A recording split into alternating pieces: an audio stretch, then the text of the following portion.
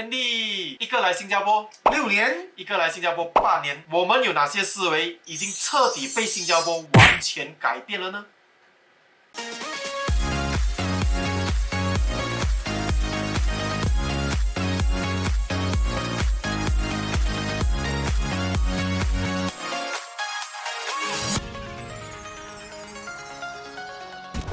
我们2个都已经在新加坡生活一阵子了，所以新加坡的文化我也相信我跟阿仔已经融入到七七八八了。回想起来，有一些思维，有一些我们的观念，在来新加坡之前呢是不会这么想的。来，第一点，我们先开始讲的就是，我觉得我的思维，我的改变啊，已经变得很快了。就是一直会改变，一直会不断的更新这样子。新加坡毕竟是一个比较迅速发展的一个国家嘛，很多东西啊都是一直在去 improvement、去 enhancement， 而且新加坡是越失败越遇到挫折，越想方法去改进它的，就是会从失败中学习这样子的想法。在冥冥之中，我们啊也被新加坡的这样子的这个文化啦，无形中呢，让我们也不断的在提升着我们自己，因为只有提升自己是吗？我们才可以跟上新加坡的这个角度。比如说新加坡今天 set 了这个 law， 然后可能它明年还是过一段时间了，那个 law 又改变了。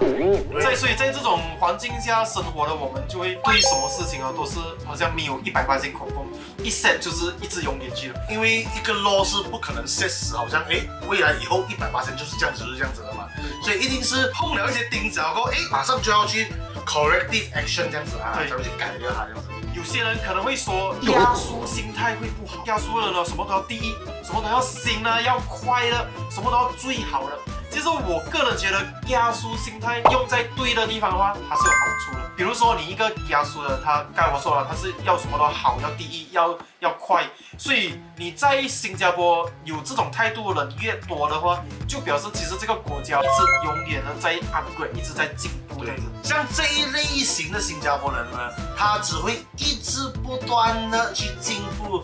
就是不怕失败，只怕会被淘汰嘛。对啊。第二个点就是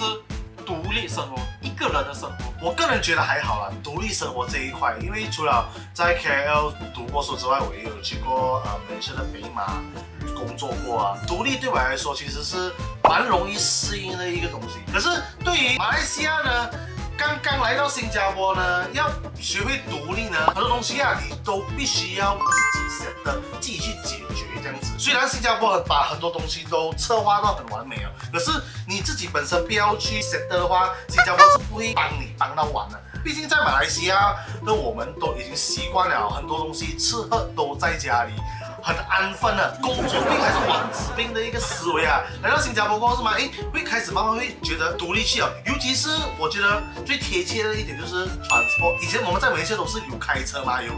载呀，有私家车还是有巴士拉载嘛。来到新加坡是吗？你必须要自己去搭巴士，学习搭巴士是一种技能，是从小就要开始被锻炼起。因为新加坡其实是很方便的，不管你是在任何的大小的事情，比如说出去外面买日常用品，它会比较麻烦的，可能一些银行、保险、签约之类的东西，透过一些方式，像上网之类的，你都已经可以 set 了。所以在独立上面来讲的话，这些方面是已经很容易可以适应的。就好像2017年那个时候，我一刚开始进来新加坡的时候，当然还是会有少少的一些陌生啊，会少少的一些感到孤独啦。其实来到新加坡工作那么久过后，是吗？才发现到新加坡其实是还有蛮多马来西亚的朋友们的，再加上新加坡的文化跟马来西亚的文化接近嘛。所以要融入其实并不是一件非常难的事情，所以我觉得孤独只是那一阵子那一刹那。对，一下子罢了。总结来说，我觉得来到新加坡独立生活可以学到的东西就是，你所有的事情一个人都可以去解决，不需要依赖到任何人。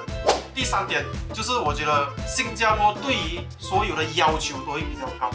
就拿1分钱1分货来做一个比喻吧，便宜的东西不耐用，耐用的东西它就不便宜。在建筑业来说，像我们2个是做建筑业的，我们经历过很多事情哦，都是为什么新加坡做的东西，好像比如说我们在马来西亚学到 A 的方式这样子做，来到新加坡，他们必须要把 A 的方式做到更加的好，更加的对，可以讲麻烦啊，我不知道是不是 ？Especially 在新加坡啦，我遇到很多那种很多高低的东西啊，就很多东西其实可以就这样直接这样做就可以了，直接这样子建造就可以了，为什么还要转一个圈，要经过很很多个开会，很多个程序，才可以做到原本都可以做到这样子的东西。对，其实呢，经过我这样子去分析啦，我个人觉得是新加坡人的远见很好，在开会上他们有很多问题呀、好像一个小小的 item 啊，他们要把它 raise 到很大，那原因其实就是他们想要 point out 多一些未来可能会发生的事情要，排除很多那种问题，不必要对的问题。，透过这些多余的 points 嘛，让我们更加深刻、更加细心的去理解跟分析这个东西，在 before 做之前。就是每个建筑业也不同啊，马来西亚的建筑业跟新加坡建筑业，他们都有自己的标准，所以对我们也控制不了什么东西啊。就以这点来讲啊，我觉得我们在新加坡可以学到的东西，就是做事要考虑到长远，而不是一时的方便利益。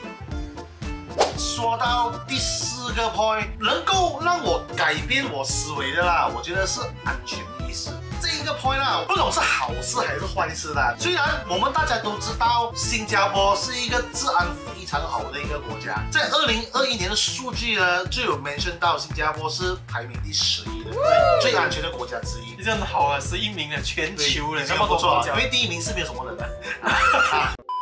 这个呢，我要把它分成2个部分来说。新加坡实在是太安全了，这个也是为什么我每次回到新加坡啦，我会 feel 哇，很安全哦，哇 ，everything is like feel safe， 很安全，什么东西都不用怕啊，钱包可以放桌上，电话可以放桌上啊，对，that's all，something 自由很轻松，是不对，是？可是呢，往往太过安全啦，又让我觉得啦，当有一天危险来临的时候，是吗？我一下子连都不到啊，诶，我就不知道怎么样。你在想突发状况的时候啊，对不对？对不对？男生以前有当兵当过 NS 啊，可能他们有这种紧急意识啊。像好像一些女生啊，还是一些年长人士啊，他们以前可能没有当过兵什么之类的，一下子来到新加坡太过安全了，我觉得原地好像都在备受把握情况之下。第2个部分呢，我要讲的就是安全的意识呢，在新加坡呢，对我来说呢，也算是一种我们所谓的安全感啊，因为我们是身在马来西亚的。马来西亚的安全，大家，我不用太多去解释啊。当然有一些地区是安全的，当然在新加坡还是有犯罪，可是是很小，可能是真的是上天没有眷顾你，你很衰，他才给你做一单这样子罢了。有时候啊，这种安全意识啊，对于我们马来西亚来说啊，就好像很恐怖这样子，我们就习惯了啊，把电话放桌子上啊，回到马来西亚一下子啊没有注意到啊，一下子给他抢掉了。所以有些那种安全意识不高的话，可能你出门的时候你就不会像在马来西亚这样，要去注意四周啊，你的人要醒目，要警惕这样子。对，在新加坡的话是，我觉得啊我们来到新加坡过后是完全没有这种，完全没有警惕的。就是 Andy 已经讲了，该做眼睛的可以走路。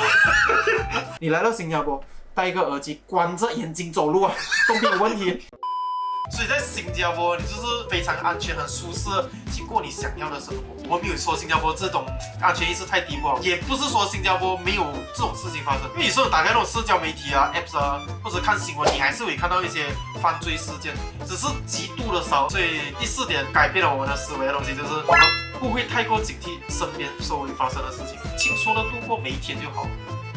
我们要先讲的就是这一点，我们相信应该会有非常多的争议性。但我们所说的东西都是我们个人纯属的观点，不代表任何的立场。OK， 我们觉得新加坡人呢都蛮依赖政府的政策的，所以在这一方面呢，就形成造就了很多妈宝的人呢。你们知道什么是妈宝？我先问我妈先，我先问我妈姐。就是好像有一点上面有一个大人带着你们走路的，要扶着你们走路，就像人家讲的嘛，有一个伞撑住你这样子啦，就照顾到你很好啦，对就照顾到你很好，所以无形中你就会变成很多事情，很多小事啊，都已经被 set 到了，你就是完全安心的去过你的生活，知道吗？还有一个就是，我觉得新加坡如果它的政策有一天它一走错过后，他们就必须让全国人一起同心协力的去把失去的争取回来。比如说这次 COVID 事件，好像开放啊，不要戴口罩，导致整个新加坡的 COVID 又在 rising。他们一发现到这种事情过后，他们马上就要用另外一种方式，马上来当机立断的去 settle 这个问题，把不对的东西纠正回来，让这个道路走上直轨。这个也是为什么呢？能够让我完全的改变我的思维，就是因为新加坡的政府让我感觉到非常的有安全感。好像我觉得只要 follow 这新加坡政府的政策，我就能够安全的度过每一个难关。然后也因为这样，新加坡也是在50年前也是透过这样子的方法、这样子的政策，才可以慢慢新加坡从一个小小的一个国家，一个很辛苦的一个环境，慢慢成长的变到现在一个非常繁荣的一个国家。单凭这一点就足够证明了。其实呢，在我们看 COVID 这一点新加坡其实已经是做到非常好。在世界抗疫的排名里面新加坡其实是排名第5名的嘞。虽然是看到其他的国家都已经 open 到了，可是新加坡就是不要，它就是一点一点在挤这样子放。也可以看得出新加坡的公民都完全配合新加坡的政策，就是他说你们打针，你们就是去打针。加西咯，还是八不给他就八，就海鲜了。我是讲加西也加苏。所以这一点我们学到的就是生活上有很多事情，大大小小的事情，政府都已经帮你们 set 到妥妥的，想办法赚钱去过你想要过的生活就可以了。以上呢这5点呢，就是我们今天的分享啦。对 ，OK。如果你们有什么 point 也是跟我们一样来到新加坡久了过后，改变了你们的思维了，你们可以在下面留言告诉我们知道。喜欢我们这一期的影片，记得按赞、订阅、分享。我们下个影片再见，拜拜。